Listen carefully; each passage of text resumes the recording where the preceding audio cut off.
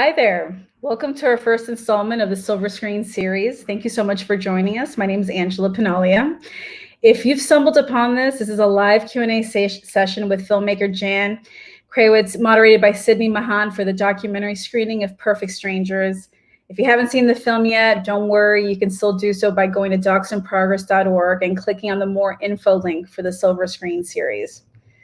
Tonight, we're also debuting a new program called Dinner in a Doc, which is part of a community effort to bring attention to local restaurants. Each month, a local citizen will generously donate a gift certificate to their favorite restaurant. Tonight, one lucky winner is going to win a $25 gift certificate to the Lemon Slice Cafe in Silver Spring, courtesy of Doc's board member Jay Elvove. Thank you, Jay.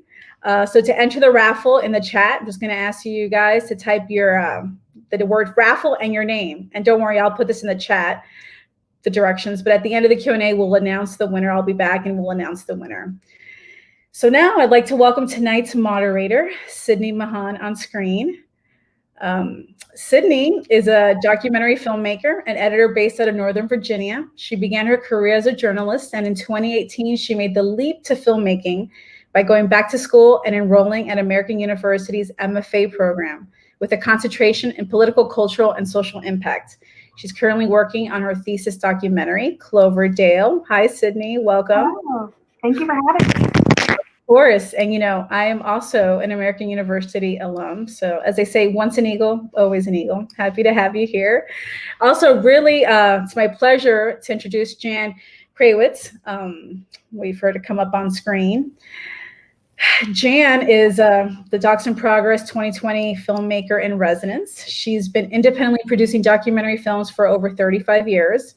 Her work has been exhibited at film festivals across the US and abroad, including Sundance, the New York Film Festival, Edinburgh, Silver Docs, London, Sydney, Full Frame, South by Southwest, a lot of amazing places. Her 2004 film Big Enough was broadcast on the national PBS series POV and internationally as well in over 18 countries. Her documentaries Mirror Mirror, In Harm's Way, Little People, and Drive-In Blues were all broadcast on national PBS. Her short film Sticks is in the permanent collection of the Museum of Modern Art.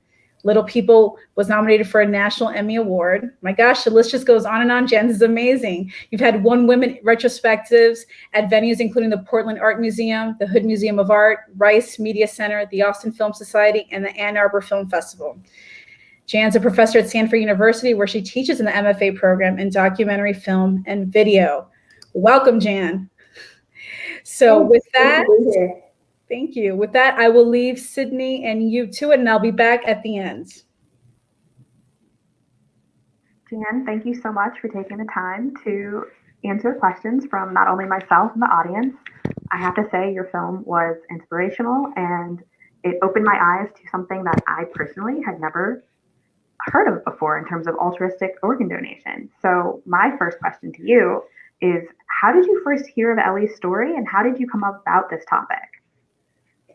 Well, as a filmmaker, I always have my antennae out for things that could be of interest personally to me as a filmmaker. I mean, there are a lot of topics I think that need to have films made about them, but I'm not necessarily the one to make the film. And I would say that my interest was first sparked by an article that I read in the New York Times Magazine some years earlier about an altruistic kidney donor, a man who had given away a lot of his wealth and then decided he wanted to do more, and he decided to donate a kidney. And I was fascinated by the article, and to me, it just represented, such an extreme along the continuum of altruism. But I didn't really think, oh, this is something I should make a film about. But I definitely was intrigued in the subject matter. And then some years later, in 2007, I got an email, what I call an over the transom email, where someone just writes to me. And I got an email from Ellie, the protagonist of the film, saying that she had written a paper, was doing some research on organ donation, and was surprised to see that there was very little films about this subject matter. At that point, she didn't say that she was thinking about becoming a donor herself, but she said, I'm wondering if this is something that might interest you. I've looked at some of the topics of the other films that you've made.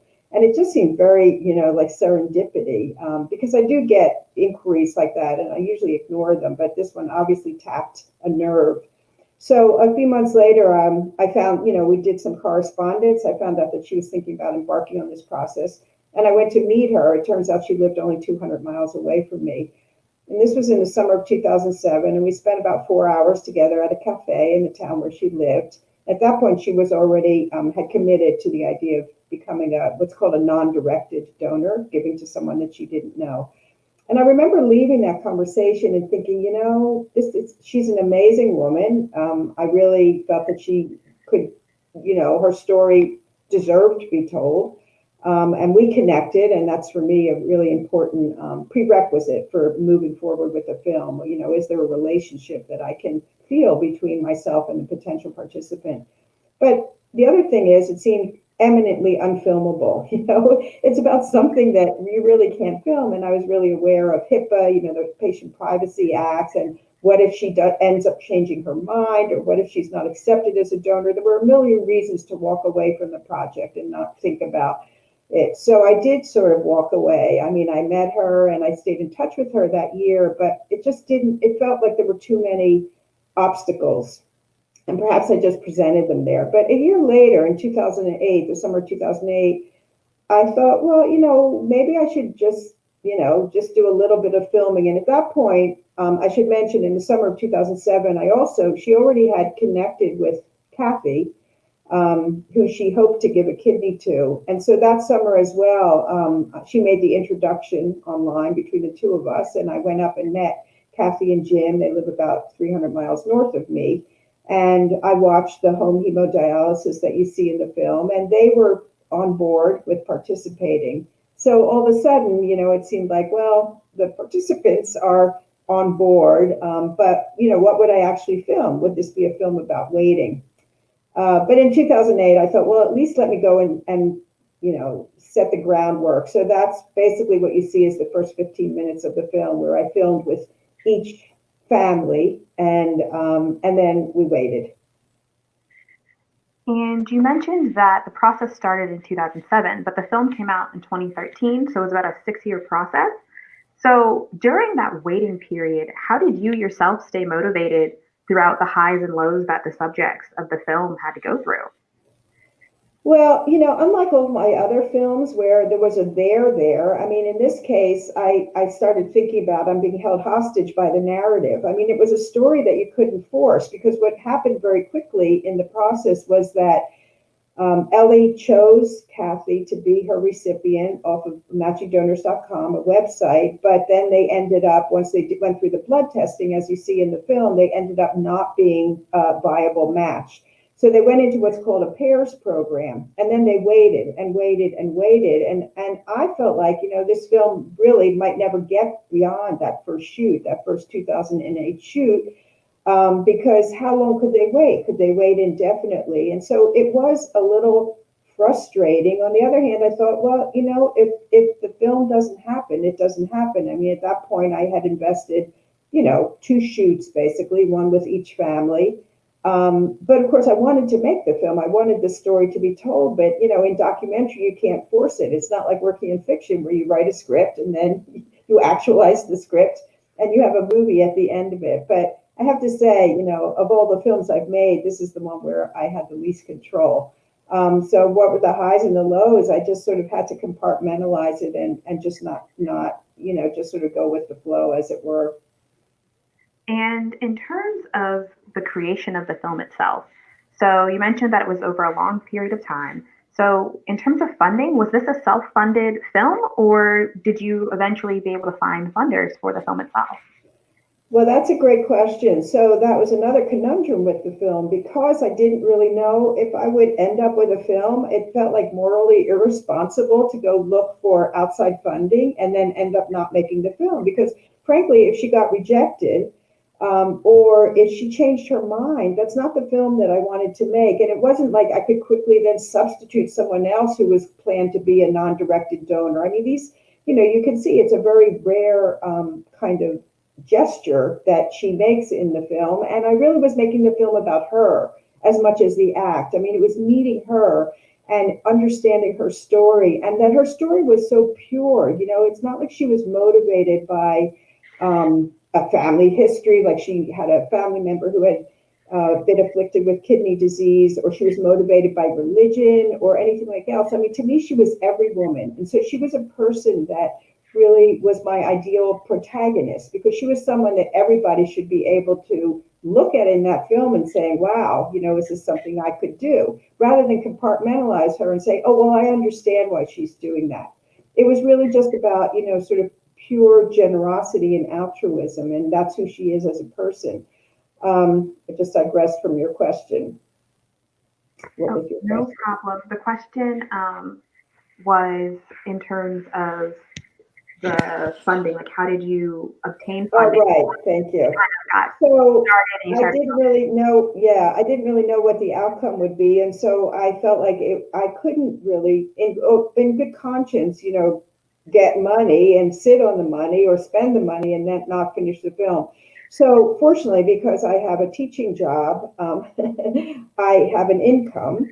I also had access to equipment through my job. And in my own practice, I actually do a lot myself. I produce, I direct, I do my own sound recording. So this was a two-person crew. So really the only expense I had really for the duration of the project was to pay the cinematographer. And I worked with former students. And so the first shoot in 2008, I worked with a cameraman who had graduated maybe 8 or 9 years earlier from our graduate program. And for the whole balance of the shoot, I worked with a woman who had graduated maybe 2 or 3 years before. And I paid them, of course, but that was my expense, and travel expenses, obviously getting there. The shoots were fairly short, but the expenses were quite minimal. So I was able to, sort of chug along until the end, when obviously you have some post-production expenses, and then I did get some grant funding once I knew there was a film in the can. That's amazing.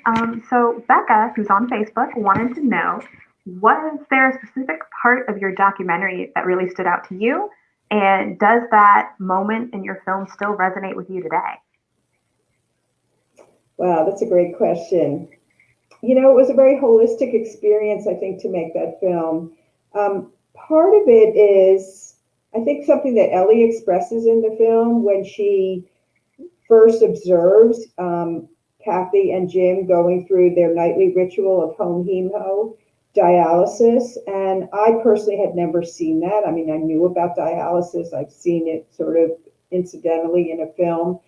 But that really resonated with me about what it means to live with a chronic sort of end stage kidney disease, which of course in her case, fortunately for Kathy, it ended up not being end stage because she was lucky enough to get a donor kidney. But that idea of living with chronic kidney disease really stayed with me. And then of course, Ellie's just joie de vivre. I mean, just the way she is in her life.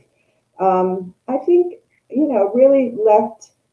I was challenged by the film too. I mean, people could ask me, well, did making the film motivate you to go and donate a kidney? And I'm sorry to say, but it didn't. I mean, I could admire Ellie, it did make me think about who I am in my life and where I am on the continuum of altruism. And I think that's really all I ask of my films, is that they sort of like are a drop and they leave this like sort of ripple for the viewer. And so maybe people who see the film, in a year from now or 5 years from now, are in a situation where they know about someone in need, not necessarily related to a kidney, but anything else. And this film just sort of is just sort of part of their worldview and world experience there. And I have to say that for me, in my films, it's just an accretion of experiences. So it's really hard to identify like a single moment. But I have to say, being in the surgery, like I never imagined that we would be able to film the surgery, and we were. I didn't even ask for that. And somehow the hospital granted it. And the only condition was we weren't allowed to have the sound equipment separate. But watching the surgery was really breathtaking for me. It was a 4-hour surgery, and we were in there the whole time. They sort of cordoned off with tape where we could be in the OR there. And it gave me a lot of admiration for surgeons and the whole process, because obviously any of us who've had surgery, you're never there to observe it. you're sort of unconscious. And I think, frankly, it was really shocking for Ellie to see that scene because she wasn't really present for it. So it did that left a big impression for me, and also Kathy and Jim's relationship, just the way that relationship was really centered around everything that had to go into the collective practice of doing dialysis 5 nights a week. And Anna would like to know, how do you deal as a filmmaker with the inability of being able to control the story? Oh, well, that's what we love and are challenged by in documentary. I mean, frankly, I have never wanted to be anything but a documentary filmmaker. I completely, feel it like it's such a privilege to have made the films that I've made over the course of a long career. Not very many films because I've always taught full time as well. But to have the privilege of meeting the people that I've been able to meet, I've made 2 films about dwarfs, 20 years apart. So Little People was made in 1981, and 20 years later, I did a revisit in a 28 up sort of way for people who are familiar with the Michael Apted series, where I went back and saw, what has happened to these people's lives in 20 years. And it was fascinating. And I never could have written a script that told that narrative, the sort of twists and turns, even in Perfect Strangers. I mean, the thing that I love about the narrative in Perfect Strangers is that Ellie doesn't end up having her kidney. That kidney does not end up in like a 17-year-old girl that's just like she was when she was 17. I mean, that would be like a Hallmark, movie of the week kind of fiction ending, that it sort of gets transplanted into someone whose life will be transformed. I mean, to me, the beauty of documentary was that it goes to Mike, who, is the polar opposite politically. And so I have to look at, instead of the glass half empty, because I usually leave every shoot feeling like the glass is half empty. There's all these expectations that I had for the shoot, and I always leave feeling disappointed. But then when I get back into the editing room, it's like, okay, this is the glass. This is what's filling your glass, and you just have to sort of shed all of the expectations and hopes you had for things that might have happened but didn't happen, or happened but you weren't there, or happened and you were, back in the old days, changing the film magazine or something like that. So, I have to look at the absence of control, at the positive side of that, which is the most amazing stories come out of documentaries. And if you looked at them as fiction, you would say, that's an unbelievable story. I don't buy that story at all. Great. And Miriam actually wants to know, was it difficult to film Kathy going through such a difficult situation firsthand? How did you handle that? Well, that's a great question. So, you can say, why did either one of them, why did Ellie and Kathy and Jim and Mike and Wesa, his wife who donated on his behalf, agree to be in this film? And to me, it was just like part of the altruism. I think particularly for Kathy and Jim, they were in a way the most vulnerable because she was ill and getting iller. And it's a very intimate procedure that's going on. And Ellie expresses that in the film, as I mentioned earlier. But I think when I met them, they knew Ellie, was interested now in this project. And one thing that I did, they allowed me to view, to observe the home hemo. I went up by myself. I always meet people if I can before I ever ask them to participate in the film. And, we hung out I stayed overnight, not at their house, but so I was with them for a couple of hours, 2 days in a row. And the other thing I did was, we connected. They were about my age, and, Kathy's an artist. She's a hospice nurse for her bread and butter, but she's also an artist. And Jim was just a really warm, kind person. And I felt like I had known them my whole life. So to me, I've always made films about people that I connected with. And so the other thing I do, though, is I let them see my other film. I left them DVDs, and I said, this is the way I work. So if they could look at Big Enough and Little People, which were also shot with a 2-person crew with me doing sound and a camera person, they can see the kind of intimacy that is expressive in those scenes. And hopefully, if they don't feel comfortable with those films, then they shouldn't agree to participate in my film. But I learned really early on when I co-directed Little People. It was my first film out of graduate school. And when we went to the Little People of America National Convention to try to get the participation of the organization. And there was a board of directors. It was like 12 dwarfs sitting around a table at this conference or convention in Los Angeles. And they looked at my partner and I and said, well, we want to see what you do, not what you say. And I thought, wow, that's a really sophisticated and fair question. So we showed them 2 films that we had made. And based on that, they agreed to participate in the film and, allow us to come back the next year and film at their convention and so on. So personally, to get back to that earlier question about, the challenges of documentary, I personally never choose to make films about people with whom I would have an adversarial relationship. Because to me, they're too enervating. They take too much out of me to spend all this time and mental and emotional anguish making a film about people I don't like. And you mentioned that you only had a 2-person crew. So when it came to lighting the film itself, why did you choose just to use available light rather than, say, use cinematic lighting with a light kit?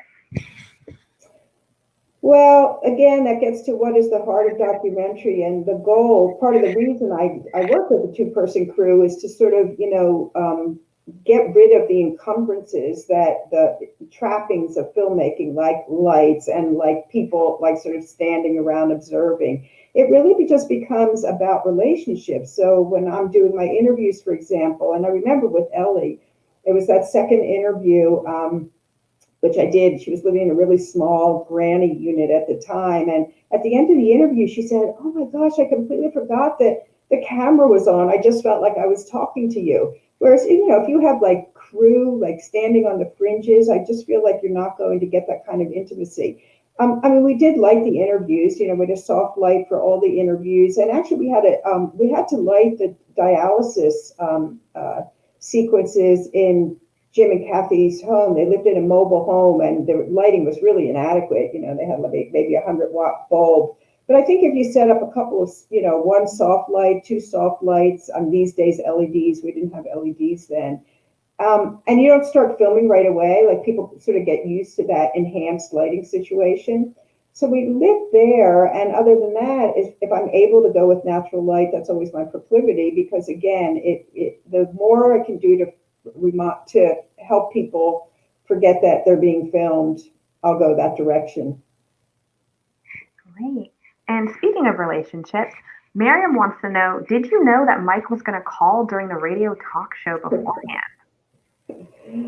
No. Well, okay. So that's, again, the things that you miss. That's the glass half empty moment. So not only did I not know, but I wasn't there for it. So it was a couple weeks later. Again, Ellie's living 200 miles away from me. So it's not like at the drop of a hat, she could call me up and say, oh, Jen, I just found out this morning I'm going to be on the radio show this afternoon. Do you want to come by and film it? She didn't do that. I couldn't obviously drop everything I'm doing and drive 200 miles. And so I didn't even know that had happened. And just a couple weeks later, she incidentally said to me, oh, you won't believe what happened. I was back on Dave's radio show, which, obviously I knew who he was because I already had a copy of the original show that she's on. She said, you won't believe what happened. Mike called in, and she starts telling me this whole story. And, like my heart just broke. It's like, oh my gosh, I can't believe. Now, she didn't tell me that she got emotional or anything like that. So I said, boy, I would love to hear that. So I, get in touch with Dave Congleton, the radio host, and he sends me a copy. Well, it was actually online. I listened to it. And then I asked, because obviously it's copyrighted, I asked if I could, use a piece of it in the film, and he was really generous about it. So that was, I didn't have the footage for it, but, if you think about it, I always like limitations in documentary. Sometimes we could say, oh, I wish I had gotten this, I wish I'd gotten that. But when you don't have this or that, you have to come up with other creative solutions. So in a way, it would have been probably pretty boring to see her like sitting here, like I'm sitting right now with a headset in a radio station, and have him call in, because you could hear the emotion in her voice when she's like, Mike, oh my gosh, this is the first time we've ever talked, you know? I mean, you can hear that elation and sort of surprise. And so when I heard it, you know, I was sort of thinking about, I knew that I wanted the bathtub for the ending. And probably if I didn't have the radio show, I would have done something really predictable, like just have some summary VO voiceover put in there. But the minute I heard the radio show, I thought, that's my ending. That's amazing. And GT is actually asking, so in terms of being able to get access to, let's say, the hospital scenes and things like that, what did you have to go through to get access? Because you mentioned HIPAA kind of prevents that. So what was that process like? Well, it's sort of funny. I self-censored originally. And that, to get back to your earlier question, Sydney, about you know, when did I decide to make the film and why? Part of the reason, as I mentioned earlier, I thought I'll never be able to make this film because there's so much I won't be able to film, starting with the hospital. And the reason was that there was an earlier idea I'd had, you know, some years before this film that involved a program at Stanford Hospital. Now, I've been teaching at Stanford Hospital. At that time, I'd been teaching there 25 years. I'd already made a film in which I filmed in an NICU, a neonatal ICU. We had a scene of that in Little People. So I'd filmed in hospitals before, and Stanford, I just could not begin to get access. Their legal team was like all over me. And I didn't even ask to film. All I asked was to go in and observe. And the people who were running the program actually were interested in having the film made. But it was such a portcullis. I mean, just like came down like this, when this film came up, I thought there's no way I'll ever get permission to film in the hospital. The other complicating thing was because Ellie had met Kathy through matchingdonors.com, that whole way of meeting is a little bit less so now, but at the time, this was in, you know, the surgery was in 2010, a little bit looked askance by hospitals because they felt like they couldn't control whether money was changing hands or what was going on between the potential donor and the potential recipient.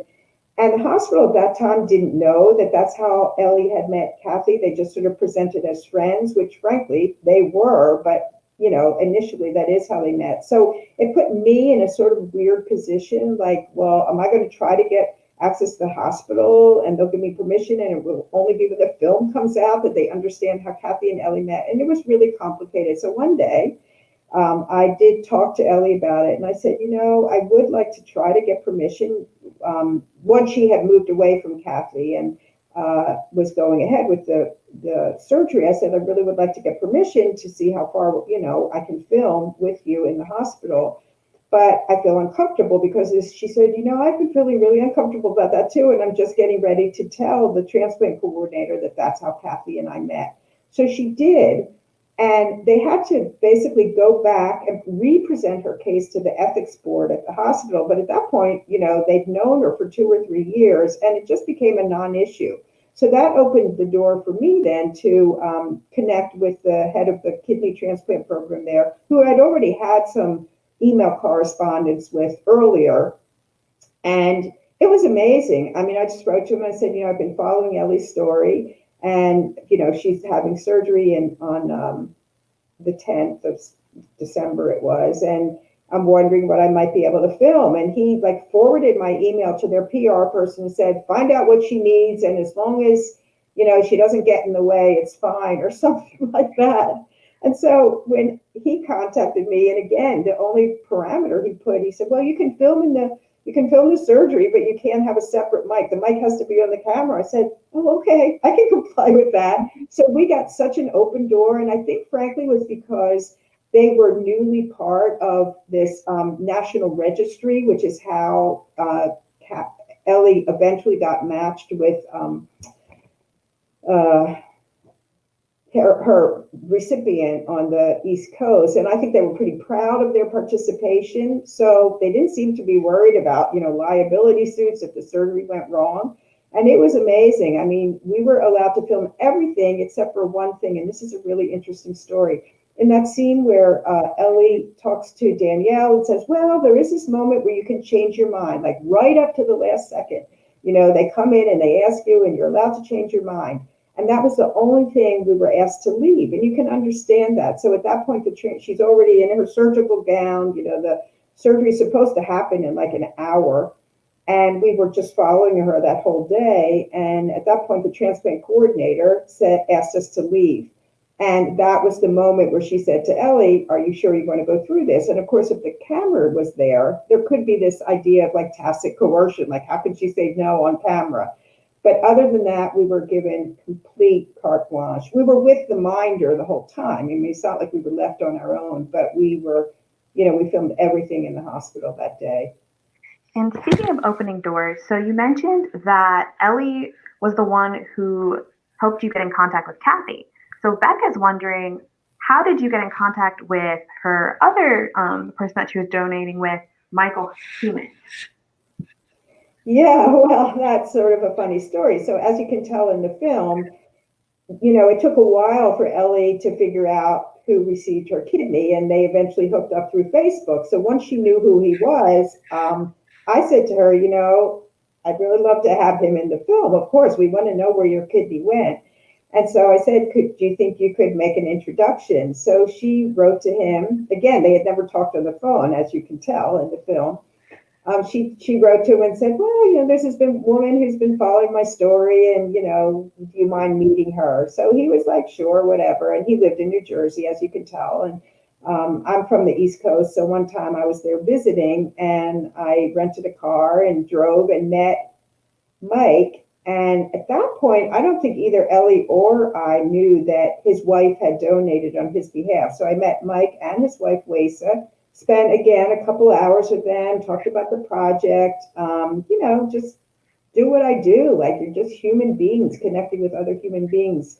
And at the end of that, I said, I'd love to have the two of you in the film. And particularly Wasa, like, this is amazing, because not only then does the film offer this idea of non-directed donation, where someone just gives to someone she doesn't know with no expectation of someone she does know getting a kidney. But Wasa and Mike represented the other, which is familial. Obviously Wasa donated so that her husband could get a kidney from someone else. So I love that it brought in that storyline as well.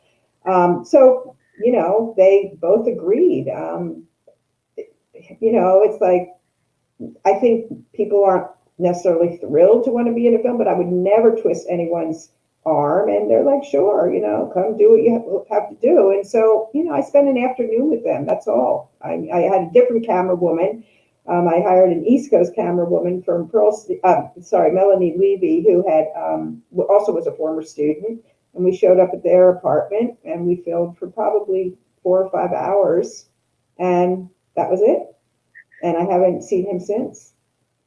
And speaking of storylines, Rebecca would like to know, are there any parts of Ellie's story that got cut from the final edit? Wow, probably. Nothing overtly, nothing that, this is too sensitive. Usually it's just a question of what's relevant, what needs to continue the narrative, what does she do that's relevant to donated kidney. And frankly, that was a big challenge of the film. I mean, she lived alone. She did rent, as I mentioned, she lived in this sort of in-law unit, and she rented her main house that she owned to 3 young women who she was friendly with. And I really did want a scene of her just sort of socializing with them. So there is one scene that we shot like maybe a week before the surgery, where she and one of the tenants are taking down like the awnings from her house. And it's a very natural sort of interaction, but ultimately we didn't learn more about her in that scene, and it wasn't really relevant. Whereas like the swimming scene, I really liked. That was happening the week before surgery, because it was a scene in which she and Danielle just are, you can just see that she's in a community of women there, which I think is really important to her. But it's a really tricky thing if you look at that film, a lot of the things she does aren't really related to giving a kidney, right? I mean, she does massage because that's her job. And I think that is somehow emblematic of who she is as a person, that she's a giving person. But no, there's nothing that, I chose not to use. But I have to say, this issue of editorial control comes up a lot. Like, right, do filmmakers decide to give editorial control to their subjects, their participants? And I never do, because I really want to go into the relationship from a place of trust, not in a relationship where the participant feels like, they can pull the plug at the end if they see things they don't like. In this situation, it didn't come up. But I have to say, because the film is so intimate in terms of, particularly around the surgery, when I was almost finished the edit, I called her up and I said, Ellie, would you like to see this film before I put it out there in the world? And she said, no, I trust you to make the film that needs to be made. And so she did not see it until it was finished. The one thing I did ask of her was, there's that whole scene where she gives the letter to the transplant coordinator to go with the kidney. The letter gets lost, all of that. And it was way far into editing that I did have that scene, of course, where it's that long tracking shot where the kidney is followed after it comes out of her body en route to the courier. And I didn't really know what I should put, like from an audio point of view. And all of a sudden I thought, I wonder what was in that letter. So I wrote to her and I said, Ellie, how would you feel about sharing that letter with me that you wrote to Mike? She said, oh, sure. So she sent it to me, and it was much longer than it is in the film. So I got permission to edit it down. And to me, it's like, I really like that scene a lot. In fact, I used that scene in the trailer because, it's where we really get her backstory, and she's very present, from an audio point of view in that scene, whereas she's only represented by this kidney in a box. So there's a weird disjuncture there, I think, between what we're seeing and what we're hearing. And speaking of representation, a pendulum is used throughout the film as a metaphor. Can you kind of explain why you chose that? And what did it symbolize for you? Well, for me, it symbolized waiting because, as I said earlier, the whole film was about waiting for me, but more importantly, it was about waiting for Kathy, and it was about waiting for Ellie. Actually, a student of mine some years earlier had made a film about the end of the world, and he had used the Foucault's pendulum. It's in the Museum of Science here. I know there are others around the country. But all of a sudden, I don't know, you don't remember how ideas come to you, but I thought, well, that would be just really great as what I call an interstitial. I just, in every film, I like to open it up stylistically if it's appropriate. And in this case, I thought it was appropriate to just sort of separate the parentheses, these parenthetical chapters that are in the film, these time periods.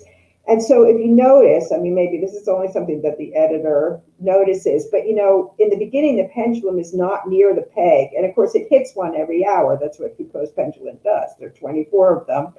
But as the time of the kidney transplant gets closer, like the day of the transplant, it wiggles a little bit. And then on the day of the transplant, it hits. And so whether people get that or not, hopefully they still get the metaphor if it's about waiting and, just sort of the inertia, things in motion stay in motion, but you don't really know where it's headed. And Miriam had another question for you. She wanted to know, have you ever thought about making a sister documentary? A what? Sister? A sister documentary. Wow. Another documentary that has to do with organ donation or the transplant process.